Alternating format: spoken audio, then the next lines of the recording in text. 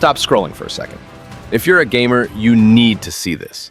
2026 is shaping up to be one of the biggest years in gaming history, and I'm counting down the top 10 most anticipated games you absolutely don't want to miss. From massive open worlds to long-awaited sequels, let's jump straight in. Crimson Desert is one of those games that you look at and immediately think, okay, this might actually change the way open-world RPGs are made. It's being developed by Pearl Abyss, the studio behind Black Desert. But this time they're going all in on a story-driven, single-player adventure with a massive, living world that honestly looks unreal. You play as Macduff, a mercenary just trying to survive in a brutal medieval world. And this isn't your typical fantasy chosen one story. Macduff's tired, he's broke, he's dealing with betrayal, debts, and the reality of leading a band of misfits in a world that honestly does not care if you make it or not. And that grounded tone is part of what makes Crimson Desert so interesting. But let's talk gameplay, because this is where the game really flexes. The combat looks insanely fluid. Sword fighting feels heavy and brutal. You can punch, kick, throw enemies, block, parry, even use the environment mid-fight. There are moments where you're smashing enemies through market stalls, wrestling them to the ground, or fighting on horseback at full speed. And it all flows together like a cinematic action movie you're actually controlling. And then there's the world. This isn't just a map with icons. It feels alive. Towns are busy, people react to you, weather changes, animals migrate, and there's always something happening. You can hunt, climb towers, fish, solve puzzles, raid forts, fly on giant eagles, lasso enemies, ride carts, glide off cliffs. It's like the game refuses to let you get bored. Visually, Crimson Desert looks next-gen in every sense. The lighting, character detail, animations.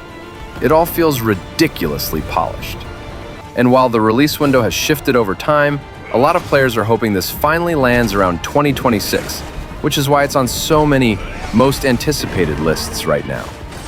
So yeah, Crimson Desert isn't just another open-world RPG. It's shaping up to be a chaotic mix of cinematic storytelling, over-the-top action, and a living sandbox where almost anything you think of, you can actually do.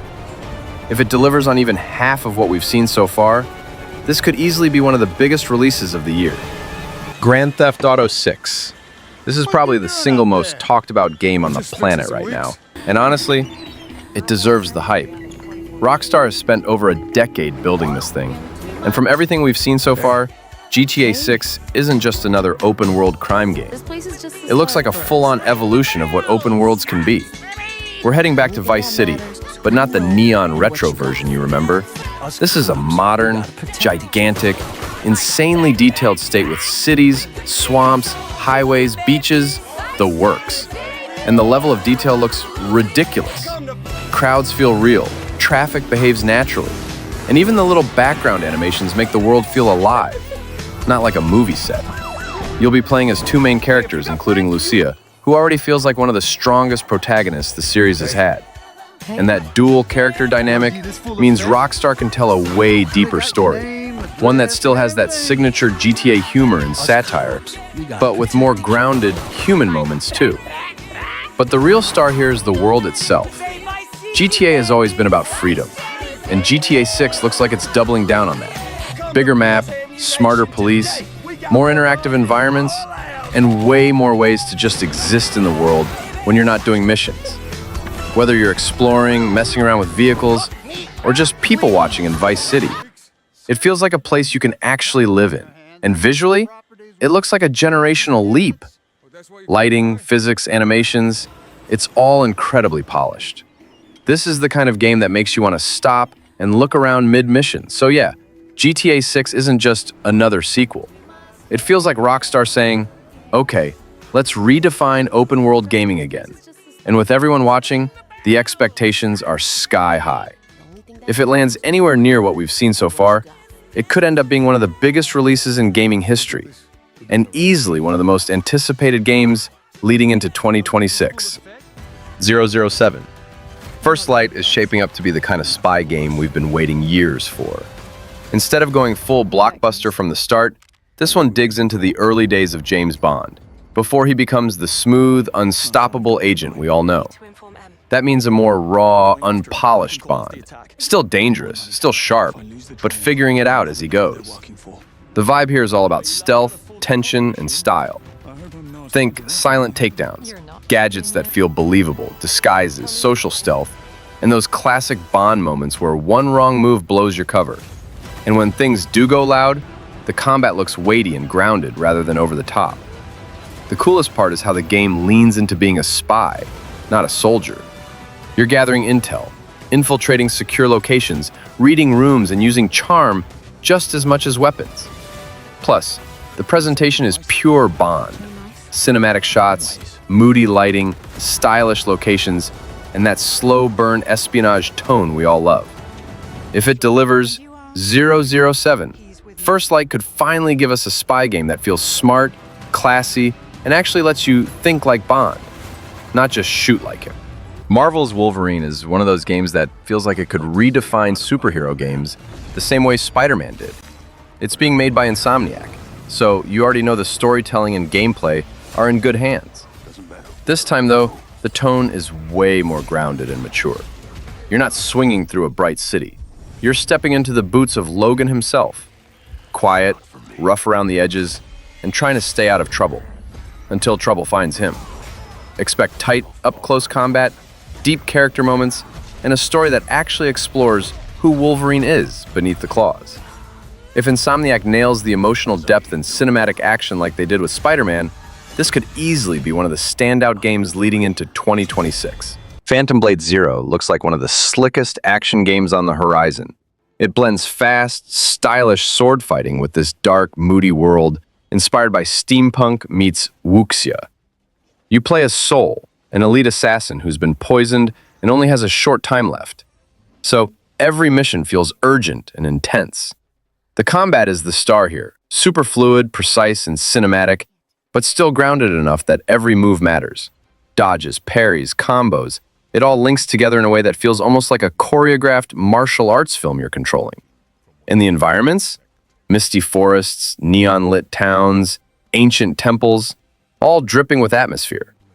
If the final game plays as good as it looks, Phantom Blade Zero could easily become one of the standout action titles people are talking about in 2026. Resident Evil Requiem is officially one of the most anticipated survival horror games of 2026.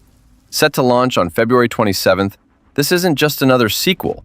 It's the 9th mainline entry in the iconic Resident Evil series, and marks a major moment for horror fans everywhere. What makes Requiem so exciting is the dual protagonist setup. You'll split time between Grace Ashcroft, a new FBI analyst thrown into the nightmare of post-nuclear Raccoon City, and Leon S. Kennedy, a returning fan-favorite veteran agent. Each brings a different tone. Grace leans into classic survival horror immersion, while Leon's chapters promise intense, action-oriented encounters. From eerie hotel corridors filled with terror to tense combat and cinematic storytelling, Requiem aims to blend everything fans loved from recent Resident Evil hits into a fresh, terrifying experience. If you're into horror with real stakes, this one's absolutely worth watching for in 2026. Saros is one of the most exciting sci-fi action games on the way. You play as an elite enforcer sent to a remote, abandoned colony world where something has clearly gone very wrong. The whole game has this eerie, eclipse-lit vibe, with strange creatures, hostile environments, and secrets buried everywhere you go. The combat is fast, aggressive, and super responsive, mixing gunplay with mobility and suit abilities. And even when you die, you're not starting from zero. Your gear and upgrades evolve over time. So every run makes you stronger and pushes you deeper into the mystery. If you like stylish sci-fi, tight combat, and that learn, adapt, survive loop, Saros is definitely one to keep on your radar for 2026. Onimashu, Way of the Sword, is shaping up to be a standout samurai action experience on the way to 2026. You step into the shoes of a master swordsman in a world where every swing, dodge, and counter feels deliberate and meaningful. The combat isn't just flashy. It's all about timing, precision, and rhythm. So every encounter feels like you're dancing with danger rather than just mowing through enemies. Visually, the art direction mixes traditional samurai aesthetics with fluid, modern animations, making sword fights look stunning, even in slow motion.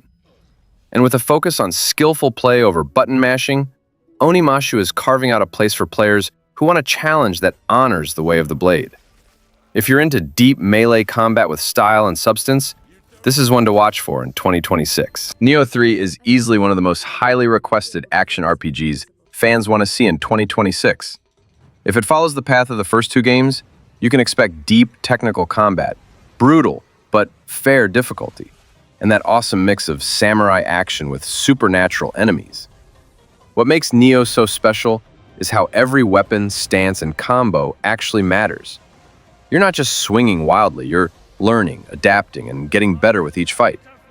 If Team Ninja really is cooking up Nioh 3, fans are hoping for even bigger boss battles, tighter combat, and a world that pushes the series to the next level. And if it lands in 2026, this could easily be one of the biggest hardcore action games of the year. Lego Batman: The Arkham Knight would basically take one of the darkest Batman stories ever and flip it into that classic, funny, lighthearted Lego style. You still get Gotham at night, the Batmobile, and tons of familiar villains. But everything is filled with slapstick humor, breakable bricks, and that fun co-op gameplay Lego games are known for. You'd switch between Batman, Robin, and a massive roster of DC heroes and villains, solving puzzles, gliding across rooftops, and smashing everything in sight for studs. It's the perfect blend of Arkham-style vibes and family-friendly Lego chaos. The kind of game you can chill with, explore, laugh, and still feel like the Dark Knight, just with a lot more plastic. The better class of criminal. Good evening, Gotham. Join us in a celebration of absolute chaos. Someone's gotta step up.